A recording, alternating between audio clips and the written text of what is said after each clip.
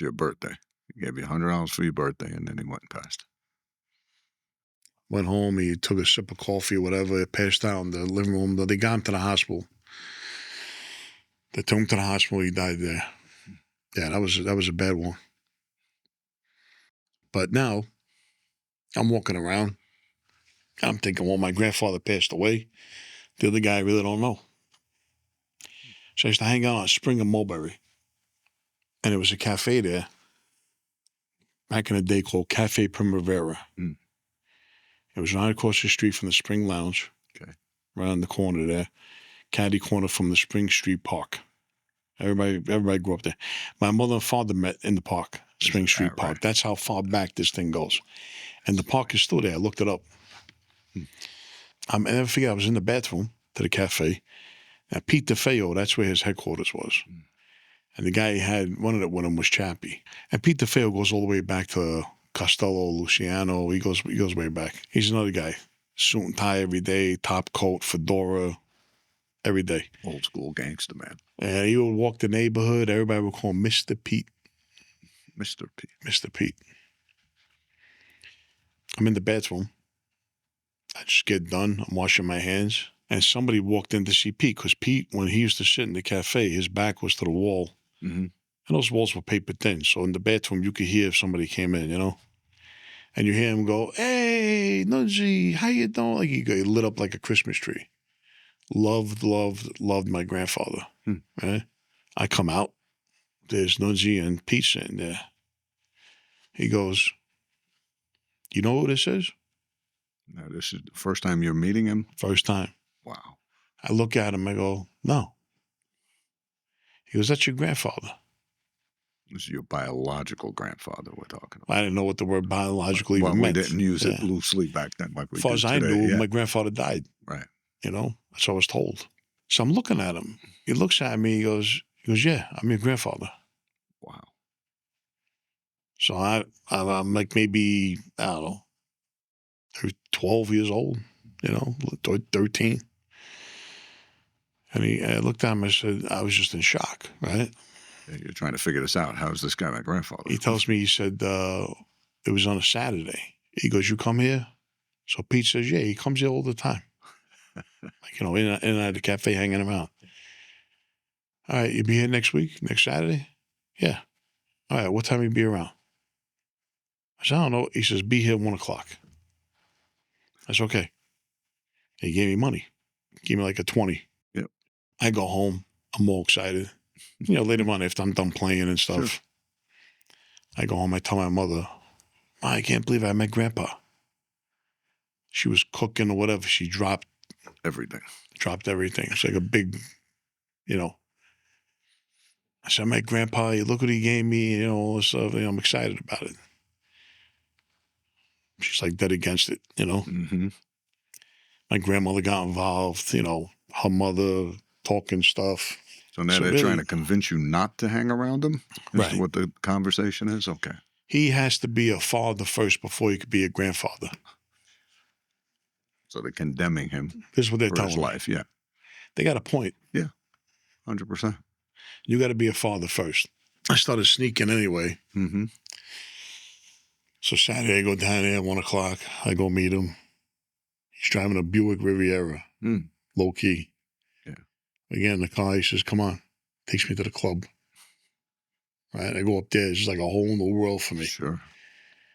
This place, you go to the buzzer, you buzz the door. Somebody, you know, was a flight up. Yeah. They look down to see, you know, a familiar face. They buzz you in.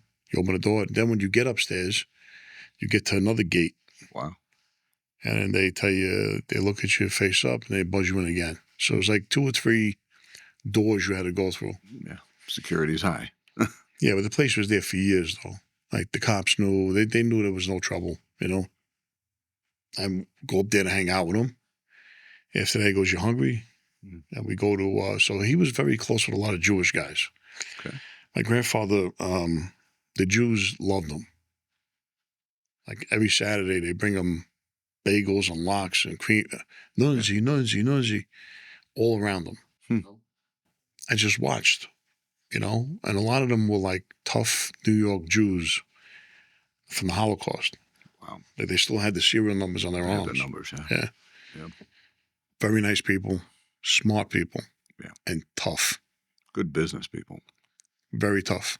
We would go to these delis because they all know him. Yeah. We go to Sargi's on 3rd Avenue. Yeah. Here at that place. Yes.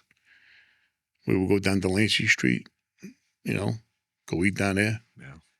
So all these places where they all know him, where the Jewish families, I mean, when their kids were getting a bar mitzvah, he would go. Was there. Yeah. A wedding, he would be there, And a couple times I went with him. I was taken back a little bit because it was new to me. Yeah. Being raised Catholic. Culture is different. Yeah. We went to a Jewish wedding and they passed out the yarmulkes. Yep. You have to wear one.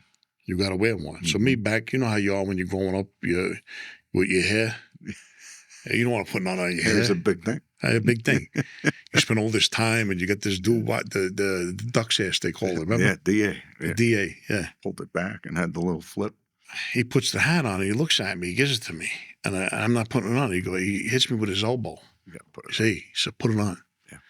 I put the yarmulke on, Yeah. But it was nice. The way they do their weddings was nice. Yeah. With the chair and they pick them up. Around, yeah. It's very festive, The breaking of the glass when they're getting married. What do they say? To see it on TV is one thing, but to actually be there is a whole different. Yeah, it does do it justice. He took me to a couple of those, and a lot of Jewish friends. And at one time, I told him, I said, "Graham, why you hang out with these Jewish guys?"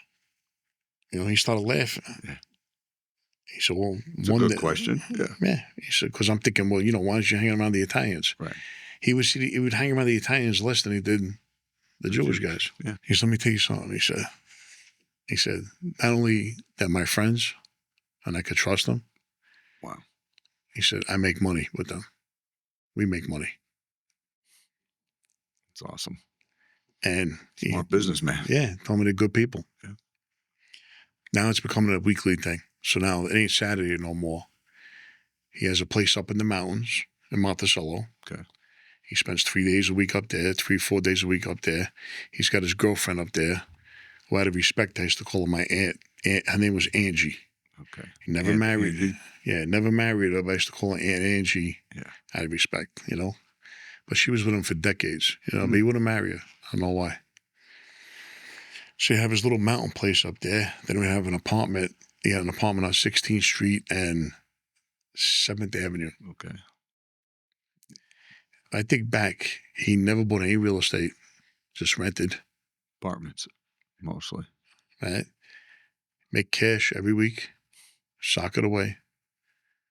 Never bought a Cadillac. He says Cadillacs are too much heat. Yep, that's true at the time. That's what they signified. Always bought a Buick. Yeah. Right? Next best thing to a Cadillac. Dressed impeccably. Yeah. Everything was custom. His shirts, the collars were those long collars. The 70s thing they had. Yeah. Custom shirts, custom shoes. His clothes were tailored. Brioni suits. He was dappered. He was very vain about the way he looked, There was a certain image he wanted to portray. He was dappered out every day. In the game, Uno. Shout out to my Usos, killing bills like Uma. Balls travel from Pluto, big truck soprano, gabagool and